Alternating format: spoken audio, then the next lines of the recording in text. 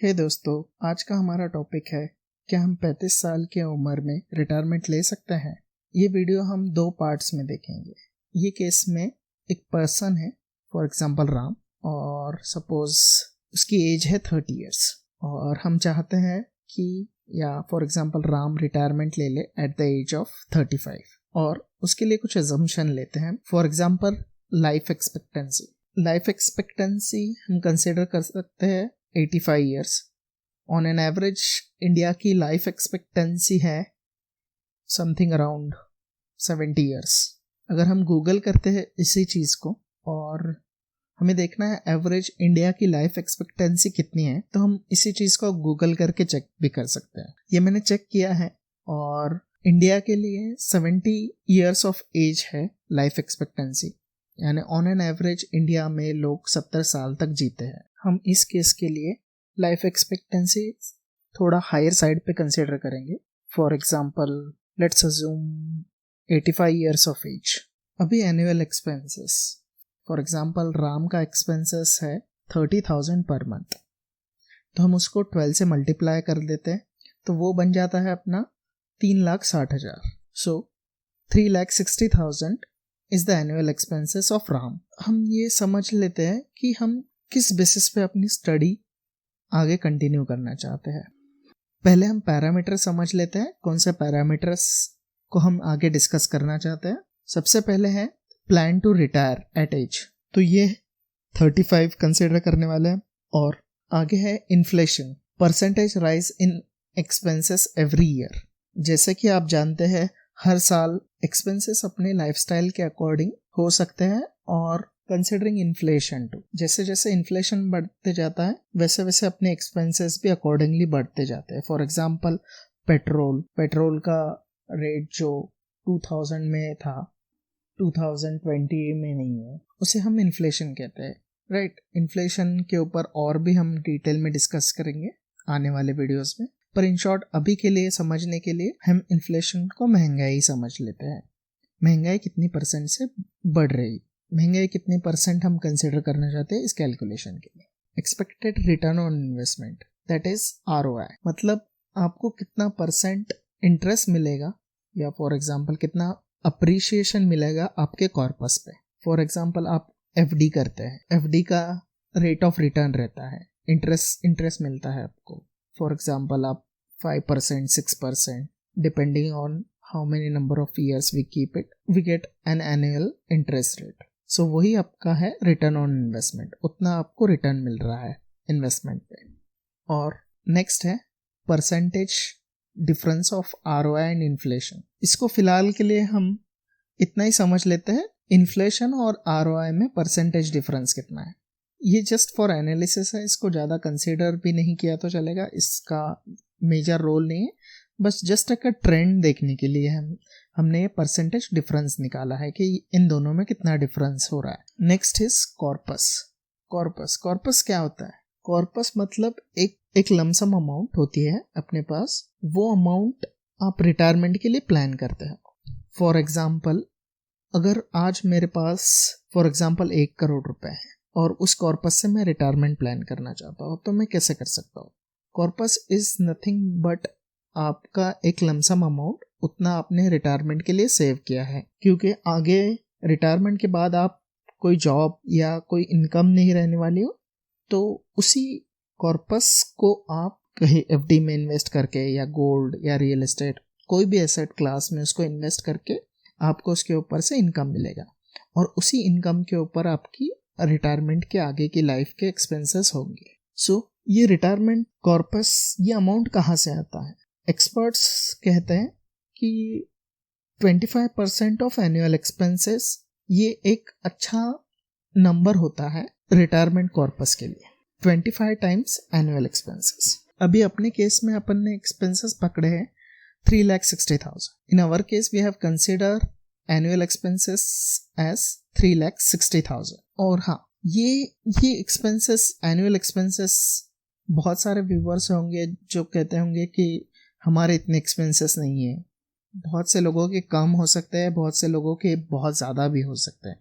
तो ये कांस्टेंट है, वेरिएबल, यानी इस केस, अपने केस में इसका इसका ज़्यादा इम्पैक्ट अपने एनालिसिस पे नहीं होने वाला है। ये बस हमें एक नंबर चाहिए था, तो ये फॉर एग्जांपल 3,60,000, ये कुछ भी हो सकता है। यानी आपने ये 30,000 पकड़ा है तो 10,000 के लिए भी सेम कैलकुलेशन होंगे, 20,000 के लिए भी सेम कैलकुलेशन होंगे, 30,000 के लिए भी सेम है, इवन 50,000, 1,00,000, ऑलमोस्ट सभी के लिए सेम कैलकुलेशन होंगे। आगे कुछ भी चेंज नहीं होने वाला है। फॉर एग्जांपल मैंने ये एनुअल एक्सपेंसेस पकड़े, आप कुछ भी पकड़ सकते हो, इसमें कोई चेंज नहीं होगा। तो कॉर्पस मैंने क्या किया है, 25 टाइम्स मेरा एनुअल एक्सपेंसेस ये पकड़ के हमने ये केस डिज़ाइन किया है या स्टडी करेंगे हम।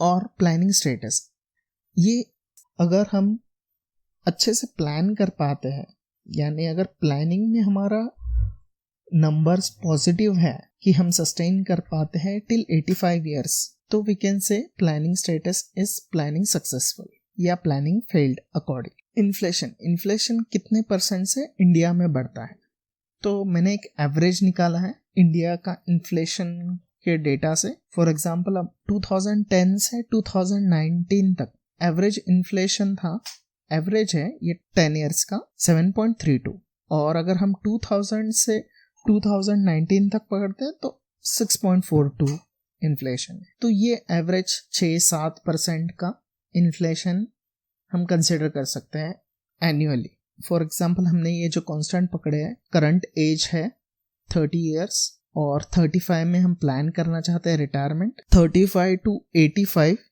इज द रिटायरमेंट पीरियड, यानी 50 ईयर्स तक आप विदाउट वर्क जॉब सस्टेन कर पाएंगे या नहीं कर पाएंगे, ये चीज हम देखेंगे। Percentage rise in expenses every year, यानी ये इन्फ्लेशन है। क्या वही इन्फ्लेशन हर एक इंडिविजुअल के लिए लागू होता है? नहीं, इंडिविजुअल टू इंडिविजुअल या पर्सन टू पर्सन हम कहें तो इन्फ्लेशन या expenses year on year vary कर सकते हैं depending upon your spending habit. हाँ, बहुत सी चीजें महंगी हो जाएंगी, पर वो डिपेंड करेगा कितने परसेंट से महंगी होगी। इन्फ्लेशन रेट हमने पकड़ा है फॉर एग्जांपल 4% ईयर, और एक्सपेक्टेड रिटर्न कितना कंसिडर किया हमने? एक्सपेक्टेड रिटर्न किया हमने 8%। 8% किसके ऊपर? जो हमने कॉर्पस पकड़ा था, हमने कॉर्पस पकड़ा था 3,60,000 into 25, so that is 90 lakh. ये 90 लाख हमने कॉर्पस पकड़ा था। अगर हमारे पास 90 lakhs रुपीज है तो हम क्या 35 ईयर पे रिटायर कर सकते हैं? इन्फ्लेशन 4% है और मुझे ये 90 lakhs के ऊपर 8% पर एनम का इंटरेस्ट मिल रहा है, तो ये एनालिसिस में हमारा प्लानिंग फेल्ड हो जाएगा। चलो हम इसको अपने कैलकुलेटर पे देखते हैं। ये कैलकुलेटर के कुछ बेसिक्स हैं अपने, वो मैं थोड़ा सा एक ब्रीफ दे देता हूँ आपको। ये एवरेज मंथली एक्सपेंस है, ये हमने 30,000 कंसिडर किया और उसी को मैंने अब यहाँ पे 12 से मल्टीप्लाई कर लिया। ये हो गए मेरे एवरेज ईयरली एक्सपेंसेस, और ये कॉर्पस 25 टाइम्स ईयरली एक्सपेंसेस। सो मेरा 3,60,000 का 25 टाइम्स हो जाएगा 90 lakhs। करंट एज, अभी रेट ऑफ रिटर्न देखते हैं, is nothing but ROI, return on investment. तो उसको हमने 8% कंसिडर किया है। 8% किसके ऊपर? जो अपने कॉर्पस के ऊपर। और हमने क्या कंसिडर किया है नेक्स्ट? इन्फ्लेशन। हम फिलहाल ये दो ही चीज यहाँ पे इस केस में कंसिडर कर रहे हैं, बाकी सब ऑलमोस्ट सभी कांस्टेंट है। रेट ऑफ रिटर्न हो गया 8% और 4% ईयर ऑन ईयर एक्सपेंसेस, इसको हम कंसिडर करेंगे एज ए इन्फ्लेशन और एक्सपेंसेस, यानी हर साल 4% से मेरे एक्सपेंसेस इंक्रीज होंगे। सपोज फॉर एग्जांपल अभी हम कंसिडर करते हैं 4%। 4% मतलब अभी फर्स्ट ईयर, यानी हम जब रिटायर होंगे तो रिटायरमेंट के बाद हर साल आपके एक्सपेंसेस 4% से बढ़ते जाएंगे। फॉर एग्जांपल अभी 36 ईयर्स जब हो जाएंगे, यानी first year of retirement, first year after retirement, आपके एक्सपेंसेस हो जाएंगे 4,55,500 फर्स्ट ईयर एक्सपेंस। पर इसके पहले ये फिगर आया है कहाँ से? तो हमने क्या कंसिडर किया है, ये 4% हम जो एक्सपेंसेस है वो हर साल आपके एक्सपेंसेस बढ़ते गए। यानी अभी तो आपके एक्सपेंसेस है, अभी आप 30 ईयर्स ऑफ एज में आपके एनुअल एक्सपेंसेस है 3,60,000, राइट। तो जब आप 35 ईयर्स के हो जाएंगे तो तब आपके एक्सपेंसेस हो जाएंगे 4,37,995। यानी एट द एज ऑफ 35 आपके एक्सपेंसेस हो जाएंगे from 3,60,000 to 4,37,995 based on 4% increase in expenses every year due to increase in inflation। अगर आपको कुछ भी इसमें डाउट लगता है, कुछ नहीं समझ में आ रहा, प्लीज आप कमेंट सेक्शन में उसको मेंशन कर सकते हैं। तो चलो तो फिर इसको अभी कंसिडर करते हैं। 4% मेरा एक्सपेंस हुआ और 8% मेरा रिटर्न हुआ। तो हम इसको हमारे ग्राफ से थोड़ा स्टडी करते हैं। तो ऑलमोस्ट ये 34 ईयर्स आप सस्टेन कर सकते हैं कंसिडरिंग 4% एंड 8%। 16 ईयर्स की आपकी प्लानिंग फेल्ड हो रही है। आने वाले केसेस में हम इन्फ्लेशन रेट और ये चेंज करके भी देखेंगे। इन्फ्लेशन रेट ऑफ रिटर्न वो भी चेंज करके देखेंगे कि उसका इम्पैक्ट क्या होता है हमारे प्लानिंग के ऊपर, सो दैट हमें क्लियर पिक्चर मिलेंगी और उसी क्लियर पिक्चर से हम कुछ फाइंडिंग्स निकालेंगे।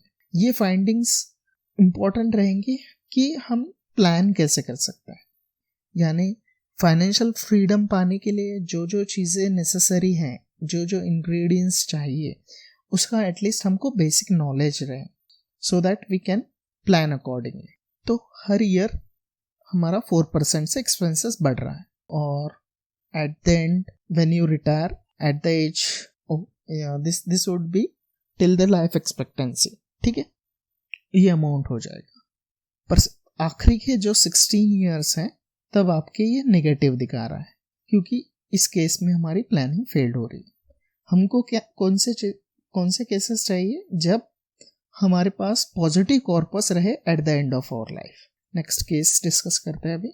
नेक्स्ट केस है, हमने क्या किया अभी, इन्फ्लेशन पकड़ा है कि 4%। आप सोच रहे हो कि हम अभी देखा हमने कि इंडिया का इन्फ्लेशन रेट तो 7.5% है, तो हम 4% क्यों कंसिडर कर रहे हैं?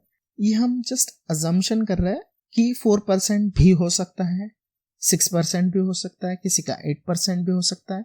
ये आपके स्पेंडिंग हैबिट्स के ऊपर डिपेंड करेगा। पर एनालिसिस करने के लिए हम ये ब्रॉड पिक्चर देख रहे हैं। 4% भी देखेंगे, आने वाले केसेस में 7.5% भी देखेंगे, सो दैट हमें क्लियर पिक्चर मिल सके कि क्या वाकई में ये 25 टाइम्स जो एनुअल एक्सपेंसेस है वो कब तक लास्ट कर सकते हैं और कौन से एनवायरनमेंट में। अभी नेक्स्ट केस हम लेते हैं जिसमें इंस्टेड ऑफ 8% हम 9% ले लेते हैं, रिटर्न्स मिलते हैं ऑन इन्वेस्टमेंट, तो हम सक्सेसफुली रिटायर कर सकते हैं। चलो इसको कैलकुलेटर में देखते हैं। अभी यहाँ पे 4 के जगह पे बस हमें 9 करना है, तो सक्सेसफुल प्लान दिखा रहा है। तो corpus will last till 50 years. और देखिए आपका जो ट्रैजेक्टरी है, अगर आप जब ग्राफ देखेंगे, ग्राफ की ट्रैजेक्टरी देखो अप ही है टिल ऑलमोस्ट 35 ईयर्स पकड़ सकते हैं। 35 ईयर्स तक ये ट्रैजेक्टरी अप है, यानी आपका कॉर्पस बढ़ते ही जा रहा है और फिर बाद में ड्रेन आउट हो रहा है। बैलेंस देख लेते हैं अपना, बैलेंस कितना रहेगा। अगर हम 85 ईयर्स हमारे बच्चों के लिए पास ऑन कर सकते हैं, अगर समझो ये अकॉर्डिंगली हम प्लान करेंगे, तो अगर 85 ईयर्स ऑफ एज तक भी हम सरवाइव करते हैं, नियर अबाउट 12 लाख रुपीस तक आप पास ऑन कर सकते हैं। ये हमने बेयर मिनिमम पकड़ा है। जैसे ही हम इसको चेंज करेंगे, फॉर एग्जाम्पल, तो कर्व बढ़ते ही जाएगा, यानी आपका कॉर्पस बढ़ते ही जाएगा। एट द एंड भी आप अच्छी अमाउंट प्लान करना चाहते हैं, ये मिनिमम है, ये मिनिमम पकड़ा है। अगर मैं इसको 10 कर दूं तो देखो कर्व, यानी आपको कोई वरी फ्री आप रिटायर कर सकते हो, तो आपका कॉर्पस बढ़ते ही जाएगा। पर तो उस केस में हम अगर समझो फॉर एग्जांपल मुझे ये देखना है कि मेरा बैलेंस कितना रहेगा जो मैं पास ऑन कर सकता हूँ, वो काफ़ी बड़ा होगा ऑफकोर्स, क्योंकि 50 ईयर्स तक वो कंपाउंड होने वाला है। वो होगा near about 12 crore. So 12 crore pass on कर सकते हैं आपके बच्चों के लिए। सो 9 हमने पकड़ा था, इट्स मिनिमम 9% तो भी आपको चाहिए रिटायरमेंट करने के लिए, कंसिडरिंग 4% एज इन्फ्लेशन। आइए नेक्स्ट केस देखते हैं। चलो अभी हमने माना था 7.5% का, हमने कंसिडर किया था 7.5% इंडिया का इन्फ्लेशन है। अगर उसी इन्फ्लेशन से हम हमारे एक्सपेंसेस भी रखते हैं, सो ईयर ऑन ईयर हमारे एक्सपेंसेस 7.5% से ही बढ़ते हैं। मोस्ट ऑफ द केसेस में ऐसा नहीं होता है कि हम जितना इन्फ्लेशन बढ़ रहा है उतने एक्सपेंसेस हो सकते हैं, पर बहुत से लोग कंसिडर कर सकते हैं नहीं, हमें लैविश लाइफ जीनी है, जो भी है जितना भी एक्सपेंसेस हम अभी कर रहे हैं वो आगे भी कंटिन्यू करना चाहते हैं, तो वो केसेस भी हम देखना चाहते हैं। तो हम सारे केसेस देखेंगे जिस केस में हम थोड़ा कंजर्वेटिव रहना चाहते हैं, और ये केस होगा, ये केस में हम कंसिडर करना चाहते हैं कि हम फ्रूगल बन के नहीं रह सकते हैं, और हमें जितना हम अभी रिटायरमेंट के पहले स्पेंड कर रहे हैं उतना ही हम रिटायरमेंट के बाद में स्पेंड करना चाहते हैं। तो 7.5% पकड़ा, ये भी बहुत हायर साइड पे पकड़ा है हमने। तभी भी अगर 14.25% हमको रिटर्न मिलेगा ऑन आवर इन्वेस्टमेंट्स तो हम सक्सेसफुली रिटायर कर सकते। चलो इसे हमारे कैलकुलेटर में देखते हैं। ये देखो प्लानिंग सक्सेसफुल दिखा रहा है। ये बाकी की सारी चीज़ें हम कांस्टेंट रख रहे हैं, और वो जैसा पीछे अपन ने देखा था बाकी सारी चीज़ें कांस्टेंट है। इसके इसमें देखो कितना स्मूथ है, कितना स्मूथ, और अप ट्रेंड में ही है। अप ट्रेंड मतलब आप ट्रैजेक्टरी देखना चाहते हैं तो देखो ट्रैजेक्टरी भी कितनी अच्छी है। और एट द एंड भी आपका एट द एज ऑफ 85 भी आपका अच्छा खासा कॉर्पस रहेगा आपके पास। At the age of 85 near about आपका कॉर्पस रहेगा नियर अबाउट 30 करोड़, 30 CR आपका corpus after 85 years of age. और एक्सपेंसेस भी हमने कंसिडर किए हैं 7.5 से बढ़ेंगे। जो भी इन्फ्लेशन होगा हर साल, अभी आप देख रहे हैं यहाँ पे first year expenses after retirement is 5,55,000, फिर बाद में 5,97,000, फिर 6,42,000, फिर 6,90,000, फिर 7,41,000। तो हर साल ये 7.5% से आपके एक्सपेंसेस भी बढ़ रहे हैं, पर आपका जो रिटर्न है, जो 90 lakhs आपने कॉर्पस पकड़ा था, वो 90 lakhs के ऊपर आपका इंटरेस्ट मिल रहा है आपको, वो 14.25% से मिल रहा है। तो आप सक्सेसफुली रिटायर कर सकते हैं। अगर ये 14.20 भी हो जाएगा तो भी आप लास्ट का एक साल आपका प्लानिंग फेल हो जाएगा, यानी लास्ट के एक साल में आपके पास कुछ पैसा नहीं बचेगा। It would be something negative. चलो नेक्स्ट केस के ऊपर जाते हैं। कोई बोलेगा 4% बहुत कम है, 7.5% बहुत ज़्यादा है। Let's take another example of 6%. I think 6% most of them will agree with. बहुत सारे लोग कहेंगे ठीक है 6% is something decent, but कोई कहेंगे 6% is still huge amount, even 4% is too huge amount. That's totally their call, means वो individual to individual spending habits के ऊपर डिपेंड करेंगे। आने वाले एनालिसिस में हम पूरा डिटेल स्टडी करेंगे इसको कि कैसे हम प्लान कर सकते हैं और उसके ऊपर फाइंडिंग्स क्या है। सबसे इम्पोर्टेंट है हमारी फाइंडिंग्स, तो मैं इंसिस्ट करूँगा ये आखिरी तक देखिए आप वीडियो, सो दैट आपको फाइंडिंग्स और इसके जो माइन्यूट डिटेल्स है वो भी समझ में आए। बहुत सी बार हमने देखा है कि जो फाइनेंशियल एक्सपर्ट्स रहते हैं वो 25 टाइम्स एनुअल सजेस्ट करते हैं। 25 टाइम्स एनुअल एक्सपेंसेस अगर आपके पास है आप कंफर्टेबली रिटायर कर सकते हैं। जी हाँ, रिटायर कर सकते हैं, पर उसको सही कंटेक्स्ट में भी देखना पड़ेगा हमको।